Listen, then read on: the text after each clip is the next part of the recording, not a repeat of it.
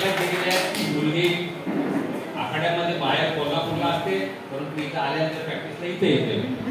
ते दिलीप देशमुख त्यांचे या ठिकाणी स्वागत आणि सत्कार करण्यात येते. त्यांचे आभार मानत आहोत. त्याचबरोबर कुशल पाटील आले काय? कुशल पाटील या कुशल पाटील यांनी अतिशय सहकार्य केलेलं आहे. फळं जे काही लागतात मुलांना फळं देण्याचं काम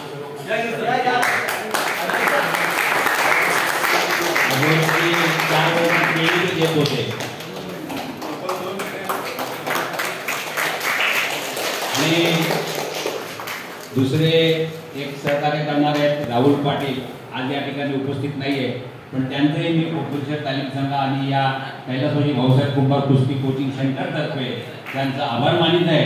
आणि याच्या पुढील अध्यक्षांना विनंती करतोय की आपण मुलांना 2 शब्द